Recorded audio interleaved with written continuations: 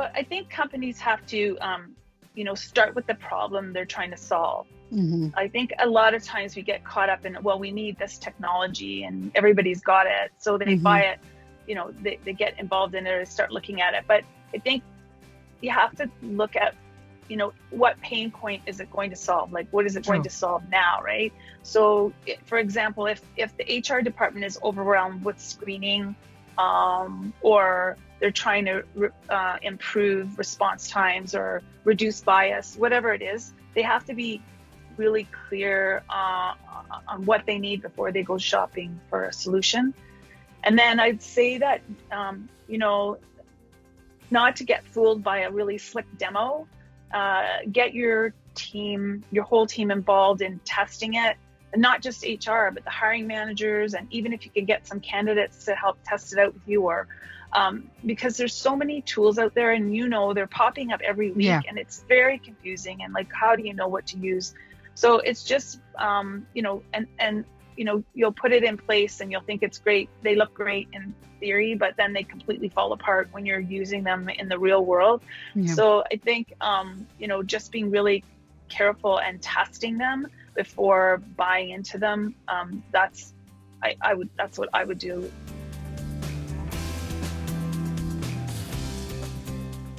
I'm sure you know, but not everybody knows that they're resume scanners, and they're used to sort and rank candidates before a human even sees the resume or the application. So they scan for keywords that match the job description, and then they rank the resume. So if somebody's resume doesn't have the keywords in it, then their resume is going to get ranked lower. So it's an efficient way of doing things in a way, but sometimes not really. So if a resume doesn't speak the language, then it won't get seen, even if you're a great candidate.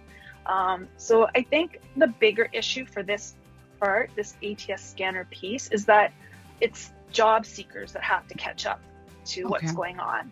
So they don't realize how AI is being used, and sometimes I say their job search strategy is stuck in 2010.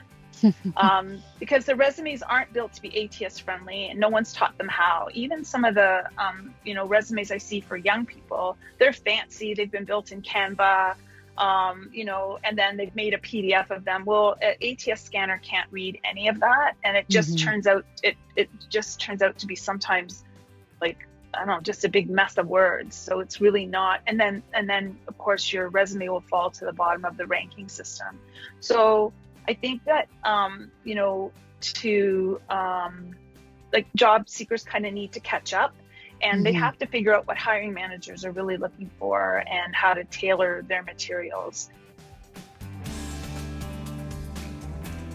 I think the problem with AI tools originally and the scanners, ATS scanners, is that there's kind of like companies were outsourcing fees, but you can't really outsource fairness, right? So AI, and it's still happening. AI can help reduce certain kinds of bias, like affinity bias or name-based filtering. That was a big one. So if you had a last name that wasn't Smith or Jones, then there's some bias that was built into these systems. But now that seems to be something that's not as big of an issue. But that means the tools have to be built with that in mind. So most of these tools are like, just like AI, it's trained on historical data, hiring data. So if the data is biased, then the system just replicates it. It just becomes more and more biased. So if your company has a history of hiring mostly from the same schools, same background, same demographics, and AI is just going to keep recommending more of the same. And that's where a person has to step in. And that's the big piece. So when the systems, when the bias is reduced, that's usually a human that's in there saying, well, wait a minute. And they're taking a look, well, why was this person not put on the short list? Why were they pushed down? So I think people have to realize that they can't assume that the technology is neutral just because it's automated. So it does need the human oversight. And HR and hiring managers have to be reviewing the data and look at, ask some tough questions. Like, even if AI is flagging patterns, it shouldn't be the final decision maker. So I think we still have that human piece that has to get involved here. Right.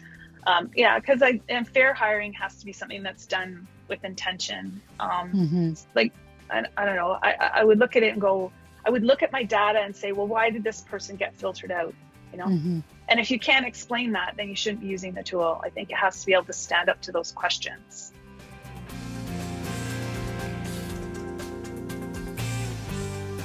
Company has to consider their values. So if you say people come first, if that's what you say, then you have to make sure whatever you're using is pretty transparent, because that's you have to tell people that you're using it, explain why you're using it, and that it enhances the hiring experience and doesn't just automate it. Because I think one of the things I always talk about is creating a great candidate experience, and what that tells, whether candidates having a bad experience or good experience, it tells them something about the company that they're going to work for, right? Yeah. So making sure that the technology kind of still is people first, like it's there as a tool, but you're getting involved in it. You're trying to understand why it's asking certain types of questions, or why it's filtering people out. You want to understand why it's filtering people out too.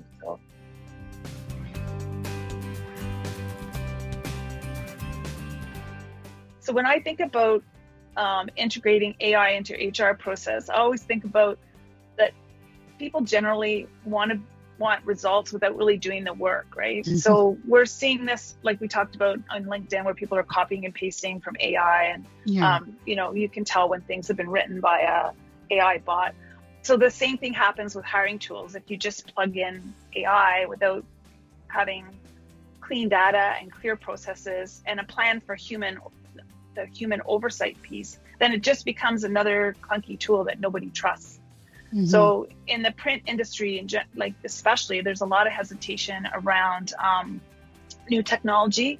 I think it's not just about introducing a tool, but like shifting your mindset. So you want to be able to explain the why behind the change to the organization, and that really takes time. So especially if you're in industries where personal relationships still carry a lot of weight, we're still talking to people every day. You got to show how it makes things better. I think that's the biggest challenge. And then getting everybody on board and training is a big, huge piece as well. So it's you have to have a strategy and a plan how you're going to roll this out, not just throw something in the mix and expect everybody to jump on board. I think all of these AI tools that we're starting to use and that HR, hiring managers, recruiters are starting to use, they're useful, but they're not magic. So if we don't understand how they work, and then we're going to do more harm than good, right? So we're all trying to catch up. We're all trying to learn at a very fast pace, so that we make sure that we implement tools that are fair in the hiring process, and that everybody understands that they're being used, and that we're all being compliant.